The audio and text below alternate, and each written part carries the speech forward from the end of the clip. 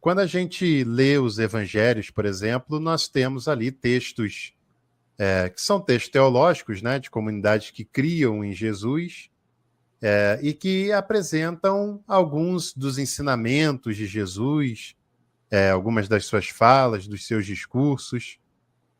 Como é que a história ela pode nos ajudar a tentar compreender quais desses ensinamentos vieram de fato do Jesus histórico ou quais deles foram construções teológicas das comunidades?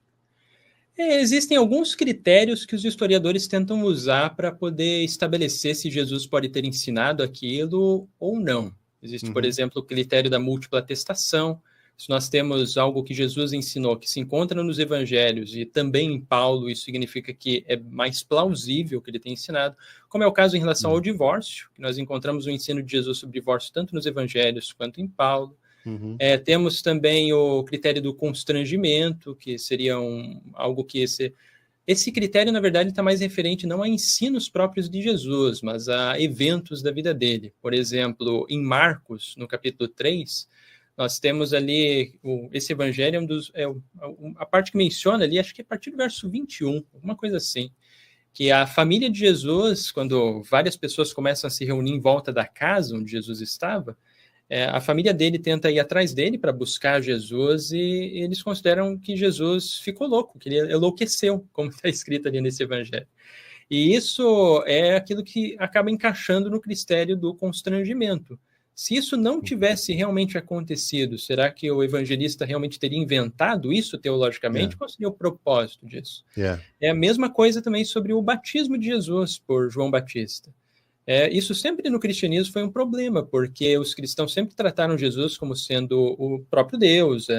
Assim, se bem que essa ideia de ele ser o próprio Deus ela foi se desenvolvendo gradativamente, né? Mas a ideia de ele ser uma pessoa perfeita e essas coisas assim, sempre foi um tanto problemático para Jesus como uma pessoa perfeita.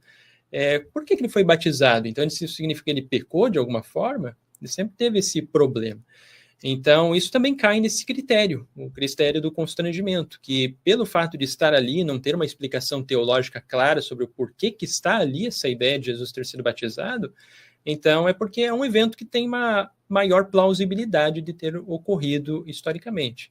Então é por aí assim que os historiadores vão tentando levantar, mas observando cada verso em particular, comparando com o pano de fundo histórico dele, entre outras coisas.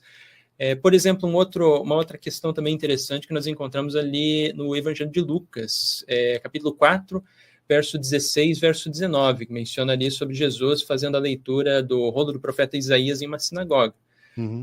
Os historiadores hoje consideram que esse relato não é histórico e que, na verdade, Jesus muito provavelmente era analfabeto. E daí muitas pessoas se perguntam, mas por que não é histórico? Como nós chegamos a essa conclusão, sendo que o relato diz claramente que Jesus está lendo ali o livro de Isaías? E o primeiro problema é porque esse texto que Jesus está lendo ali em Lucas, capítulo 4, ele faz referência a Isaías, capítulo 61, verso 1 a 2, e também o capítulo 58, verso 6. Então, se ele tivesse com um rolo na mão, seria impossível ele fazer uma leitura de versos que estariam tão distantes numa mesma sentença. Não tem como você fazer esse tipo de coisa. O que indica que é uma montagem do evangelista fazendo isso. Uma outra questão também muito importante ali é porque essa forma que nós encontramos ali em Lucas, ela remete à Septuaginta, a versão grega do livro de Isaías. E Jesus, na verdade, fazia uma leitura, se ele fizesse leituras naquele contexto que ele estava, seria ou em hebraico ou em aramaico, e não em grego. E ela corresponde ao texto grego. Então, tudo isso indica que, com base nisso, que muito provavelmente Jesus nunca fez essa leitura, mas sim que é uma criação teológica do evangelista Lucas. E também com base naquilo que nós hoje conhecemos sobre o Império Romano, que as pessoas tentam, vários especialistas tentam estabelecer estatísticas de alfabetização na antiguidade. Segundo um estudo que eu li só que já faz uns 2 anos que eu li, ele se encontra no livro Jesus Histórico ou O Nascimento do Cristianismo, que foi desenvolvido ali por John Dominic Crossan, que é um dos grandes especialistas no assunto do Jesus Histórico e Nascimento do Cristianismo. Tudo indica que o número de alfabetizados na Judéia, naquele tempo de Jesus, seria em torno de 5% da população. Era realmente muito pouco. Isso é algo até surpreendente para muitos de nós hoje, porque nós hoje vivemos uma sociedade que é altamente alfabetizada. Mais de 95% da população aqui do Brasil fala, consegue escrever, ler português corretamente, mas se nós voltarmos um pouco no tempo, ali para o início do século XIX, no contexto do Brasil, 10% da população também era alfabetizada. Então, naquele tempo antigo, ainda muito mais antigo, realmente a alfabetização era muito grande. Até esses dias no meu canal teve uma pessoa que perguntou sobre aquela série The Chosen, que tem no Prime Video, não sei se tem na Netflix também, que ficou bem famosa. E uma das cenas que é bastante anacrônica dessa série, que significa que está descontextualizado do contexto histórico que eles estavam vivendo, é que tem uma parte na série em que os discípulos de Jesus começam a escrever vários papiros e convidar as pessoas, entregando panfletinhos mesmo, para participar do Sermão da Montanha. Isso é totalmente impossível de acontecer naquele contexto histórico real que Jesus estaria vivendo. Porque boa parte daquelas pessoas não sabiam ler e escrever. Algumas delas só sabiam escrever mal e mal o seu nome.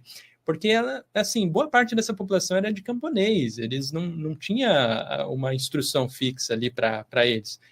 É claro que, como existia a ideia de fazer leitura da Torá na sinagoga, existia então algumas pessoas dessas comunidades que eram convidadas a aprender a ler para poder fazer a leitura dos profetas nas sinagogas ou coisa assim. Mas a população em geral não, era bem poucos que eram alfabetizados, né? Então isso é uma questão interessante também. Então é mais ou menos por aí que os historiadores fazem em relação a estabelecer eventos ou ensinos de Jesus que podem ter plausibilidade histórica, tentando entender o contexto no qual Jesus estava vivendo, tentando interpretar ali cada verso com o seu particular, se tem está realmente bem contextualizado ou não. E é por aí, assim, é uma questão bem complicada. Os historiadores não conseguem entrar em consenso exato sobre o que Jesus teria ensinado ou não. É bem difícil de nós sabermos isso.